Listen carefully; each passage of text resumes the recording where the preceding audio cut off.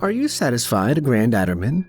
Envy Noir asked meekly, trying and failing to keep the gnawing trepidation out of her voice. They were at the Adderwood Megalith, a sacred ring of stones set in a hollowed glade of a primeval forest the rest of the world had forgotten. Though the ancient and towering stones were now moss-covered and weather-worn, their power had only grown with the ages. They had been arranged in a hexagonal pattern, and each possessed a hexagonal orifice near its top. And for the sake of the evening ceremony, each of these orifices was presently occupied by a blood-red philosopher's stone. At the center of the megalith was a hexagonal platform that had been covered in the sigil sand imported from the Pendragon Hill. There was an altar at each point of the platform, and each of these held a philosopher's stone as well. A complex spell circle had been meticulously drawn within the sigil sand, dug deep enough so that it could not be easily broken by an errant footstep or gust of wind. Though a number of prominent members of the Ophion occult order had been assembled within the megalith to bear witness to the ritual, only 4 of them were permitted within the spell circle itself: Ivy Noir, Envy Noir, Eric Thorne, and, of course, the Grand Adderman himself. His long crimson cloak dragged behind him as he slowly slithered around the circle, carefully inspecting it for any mistake or sign of betrayal. He regularly glanced between it and a scroll of parchment to confirm it was correct. At one point, he theatrically reached out as if to correct a perceived error, only to withdraw his hand after reconsidering. "It's perfect," he decreed blithely, the lack of condemnation in his voice being the closest he was capable of praise. Eric and Ivy both sighed in relief, and Envy nearly fainted into her sister's arms. "That's putting it lightly," Arch Adderman Fenwick remarked. "This is a pretty impressive grand working you've managed to come up with, Envy. Makes my head hurt just looking at it." "We never would have been able to pull this off if it wasn't for you, Envy," Ivy praised her. "Once you're bound by the circle, Grand Adderman, Emrys will instantly become aware that this trap has been sprung," Eric said. "He'll most likely appear immediately. It's vital that you do not reveal the Asphodel Incarnate until he's standing within the sigil ring opposite you.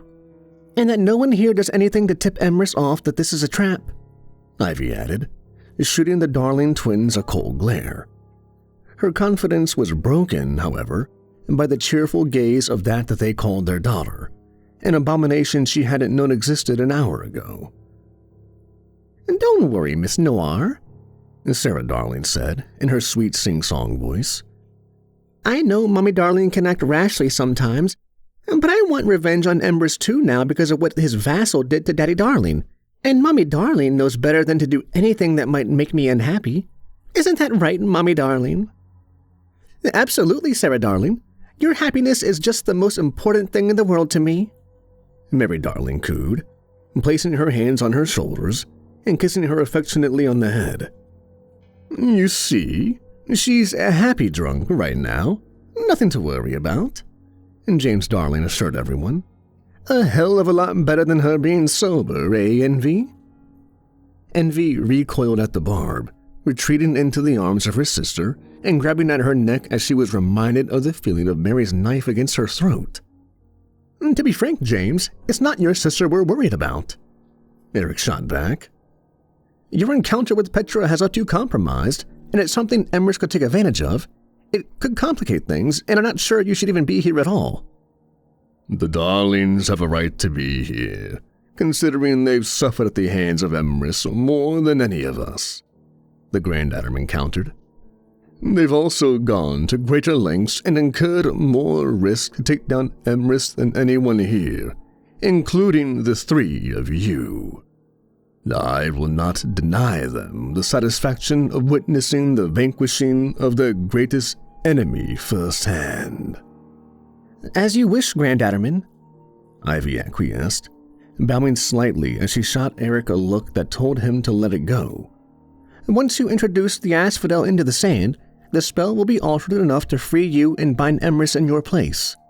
Once he's bound within the circle, Eric will bind him in Blue Moon silver chains for good measure, and then you'll be free to banish his avatar from the mortal plane. We will all be at your service should you need anything." Grand Adderman, before we commence, I feel I must again reiterate my objection to this plan. Crowley's voice boomed over his gramophone horn. It is bad enough that we are conducting this ritual here and luring Emeris to our headquarters, but if this does not go precisely as planned, you could very well be killed. Surely, there's a more disposable Adderman who would make an adequate offering.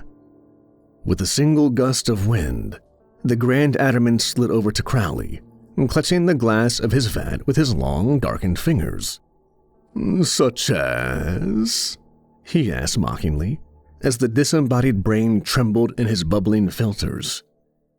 You know, I'd volunteer, Grand Adderman, if I even for a moment thought you'd consider me adequate for anything. Fenwick quit. This whole thing is Seneca's fault, no? Should he not then take the risk of being the sacrifice? Rawbritter asked in response. I cannot help but note that Seneca is not even here this evening, no doubt because he feared you may have planned to double-cross him. It matters not, the Grand Adderman said, as he withdrew back into the spell circle. Regardless of the risk, I am both the most tempting offering for Emrys and the only one with the power to banish him. Furthermore, I am now thoroughly out of patience. Emrys leaves this plane tonight. Upon this very hour, Noir's Thorn, take your positions. Yes, Grand Adderman, they said simultaneously, as they each took one of the three corners of a triangle overlaid upon the spell circle. Mr. Mandrake, you're on crowd control duty. Make sure no one but Emrys gets into this spell circle before the ritual is complete. No one. Ivy shouted to the trench-coated automaton who was leaning up against the stone nearest to the darlings. Do I not look vigilant? He asked with a listless shrug. Are you the same kind of quantum clockwork robot they use at Pascal's? Sarah Darling asked sweetly. Now what was a nice young girl like yourself doing at a filthy den like Pascal's? The Mandrake asked. The same thing I'd do at secret occult banishing rituals. Anything I want, she said with a smile that came across as vaguely threatening. Silence, please. We require total silence, Fenwick commanded as he hustled about the megalith in an attempt to usher the attending occultists. Sarah, sweetie, I realize you're not actually a preteen girl, so I apologize if this comes across as patronizing, but I am obliged to offer you a lollipop to keep you quiet during the ritual. Sarah's eyes lit up as he held out a selection of gourmet lollipops for her to choose from.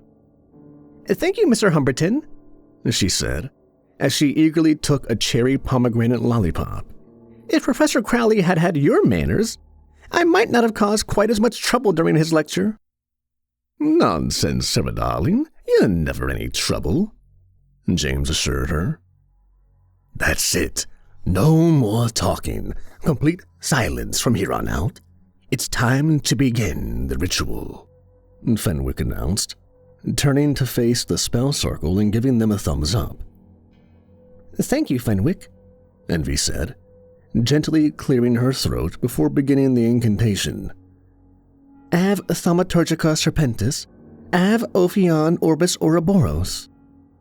Darkness falls as moon doth rise, upon hallowed earth under sacred skies, by serpents charge and ravens cry, from ground below and treetops high, where forgotten empires met their demise, where ancestral bones and ruins lie, unseen by unworthy mortal eyes, where tread only the blessed and wise, where immortals lay down to die.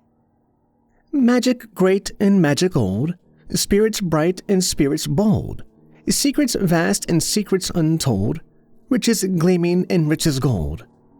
By Ophion I thus command, bind this soul unto the sands, his power drained, his flesh constrained, within these sigils here contained.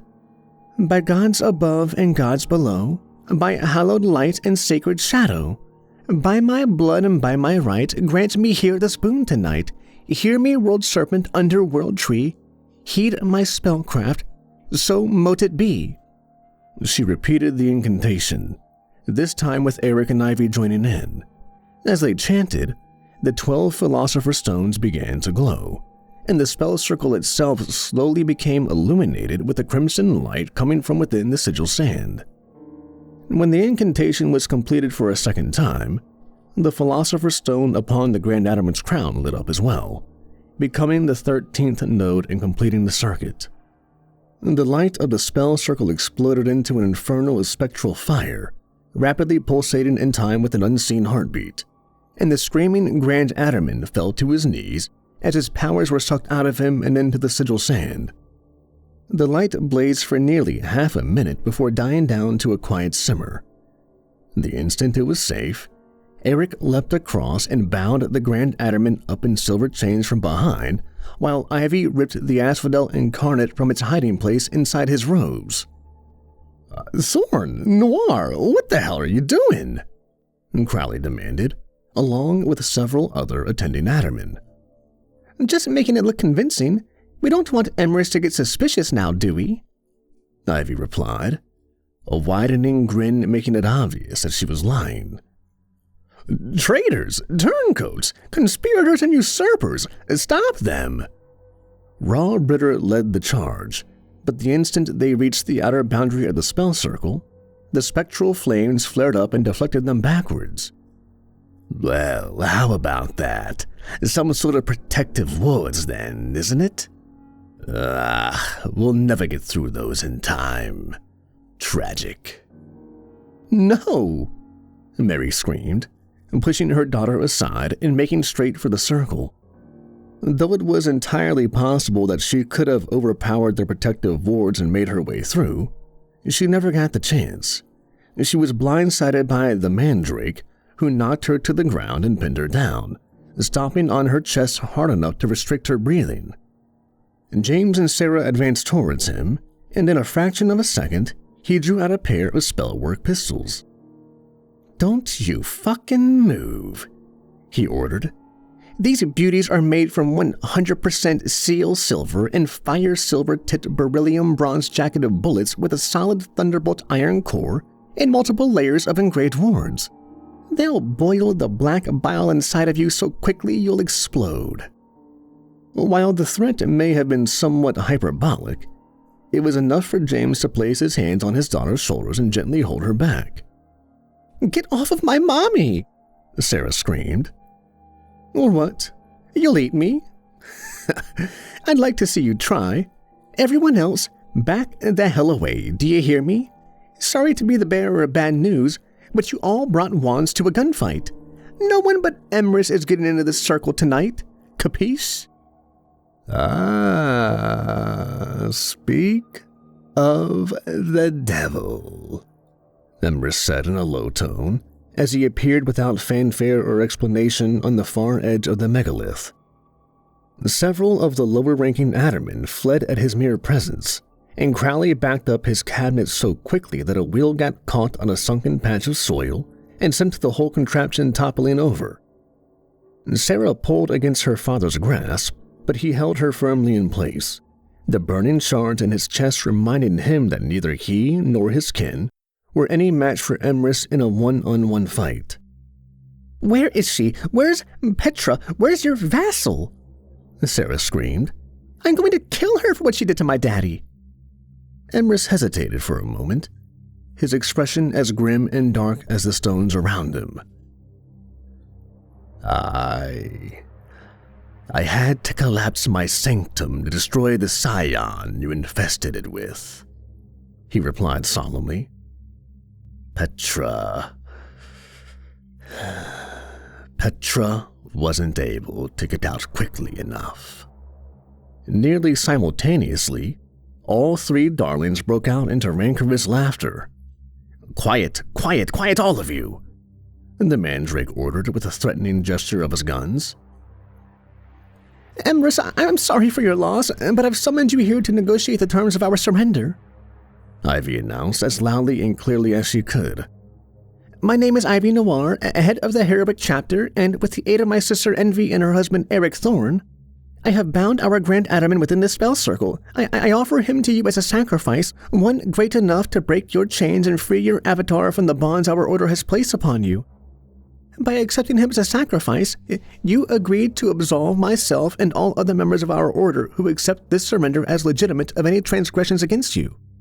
The darlings are yours to do with as you please. Screw you, Mary screamed, pushing up against the mandrake as hard as she could, only to gasp in pain as he brought his foot down on her even harder. No, please stop, Sarah pleaded, angry tears pooling in her eyes. Emrys, don't do it. It's a trap. You'll be the one bound in that circle if you step inside. Really? I said quiet, kid, the mandrake ordered, waving his gun at her. Emrys, I'm not trying to trick you. The Grand Adderman is a tyrant who nearly killed my sister. We want him gone as much as you do. Unmoved by the drama unfolding around him, Emrys glanced dispassionately up at the spell circle, then to the darlings, and then to the brain in a vat lying on the ground. What do you say, Crowley? Should I take a chance and accept Noir's surrender, or just let this opportunity slip through my fingers and leave you all to deal with a very irate Grand Adderman when he comes to? Emrys asked. I'll be more than happy to answer that question as soon as someone puts me the right way up, Crowley shouted in response. No can do, Crowley. Can't have you running off in the middle of all this now, can we? Fenric said. Emrys, hello there. Arch-Adderman Fenwick Humberton at your service. I know you've got no real reason to trust me over Ivy or Sarah, but I also know that Envy put a lot of work into getting the spell circle just right, and it would be a shame, a crying shame, to let it all go to waste. Emrys studied the spell circle before him for a moment, then glanced down at the Ouroboros link chains about his wrist, before gently nodding in agreement. It would indeed be a shame for all of this to have been for nothing, Emrys said. He stepped across the boundary, briefly transitioning to his shadow form as he passed over the protective wards. The spectral flames merely flickered as he traversed them, and then again a heartbeat afterwards, as though something unseen had snuck across as well. He stepped into a ring of sigils opposite the Grand Adderman, glowering down at him in cold contempt. He opened his mouth as if to speak, but then cried out in pain instead as he fell to his knees, the spectral flames shifting in color from red to bluish green. What's happening? Ivy demanded, looking first to Envy and then to Eric, both of whom were equally as confused and horrified. A well-practiced maniacal cackle emanated from the Grand Adderman's hooded face as 13 orbs of crystallized ichor, glowing with the same color and rhythm as the flames and each holding a sigil-marked pupa, slowly rose from the sand surrounding him. The mandrake spun around to shoot him, but the instant his guns were off of James, he closed the distance between them. Grabbing him by the back of the neck, he lifted him off of his sister and slammed him against the protective ward of the spell circle. The flames flared up at the attempted intrusion, sending the mandrake into spasms of agony as James firmly held him in place. You were right, Fenny. These wards are truly a marvel of applied thaumaturgy, and here I was worried I'd have to give this clanker a quick death to put him out of commission, James said. Not only that, James darling, but now we have a front row seat to Emeris's demise. Mary grinned as she crept up beside him and wrapped herself around his free arm. I told you it was a trap, Emrys, Sarah taunted him, taking a triumphant lick of her lollipop as she watched the mandrake writhe with delight. I just didn't say who said it. Did you really think I did not perceive your treachery, Noir? The Grand Adderman asked as he rose to his feet and effortlessly sloughed off the chains they had wrapped him in. Ivy, Envy, and Eric all tried to flee, of course, but the protective wards kept them in as much as they kept everyone else out. I knew I'd never be able to use the asphodel to counteract Emrys's corruption of the sand, which is why when I had moved it here, I took the liberty of implanting it within these orbs as a substitute. I am greatly indebted to you, darlings, for providing me with such rare and mighty relics, and your role in my triumph tonight will not go unrewarded. These traitors will be yours to deal with, however you so desire." This was enough to make Envy crumple into a ball and weep like a child, and Ivy and Eric didn't keep their composure much better. "Envy, Eric, I'm so sorry. Please, this was my idea. Just take me, let them go," Ivy wept. "Not a chance, Ivy, not a chance," Mary taunted. "You're going to wish I had just slit Envy's throat. Now I'm going to cut her up slowly, right in front of you, eating her alive and feeding her to my pigs until her body gives out.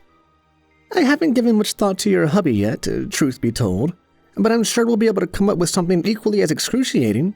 Whatever it is, just know it will only be a taste of what we're saving for you." "Daddy, darling, don't break the robot. I want it for my doll collection," Sarah interjected. "Well, I have to break him a little, Sarah darling, so that he doesn't get away, but I promise we'll have lots of fun putting him back together as a proper plaything," James assured her. "Your Eminence, I'm a tad concerned that my earlier remark about your death being a tragedy may have come across as sarcastic," Fenwick piped up. "But I was actually in such a severe state of shock and disbelief, a dissociative fugue practically. I pretty much just emotionally flatlined and lost the ability to express myself properly. But now that you've so expertly and unexpectedly snatched victory from the jaws of defeat, I am profoundly overcome with—" "Be silent," the Grand Adderman snapped at him. "I'll deal with you later."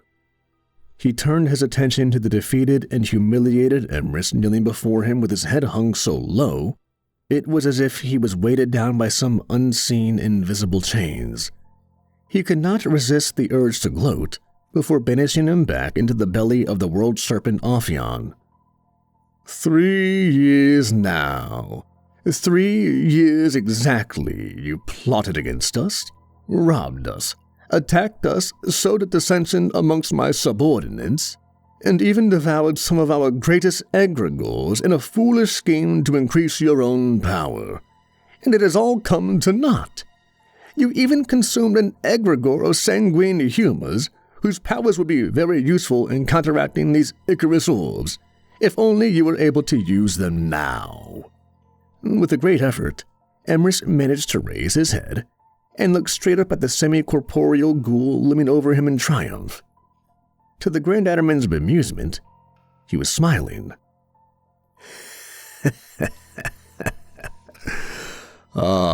But Grimaldus, I didn't eat that one," he said through hoarse laughter.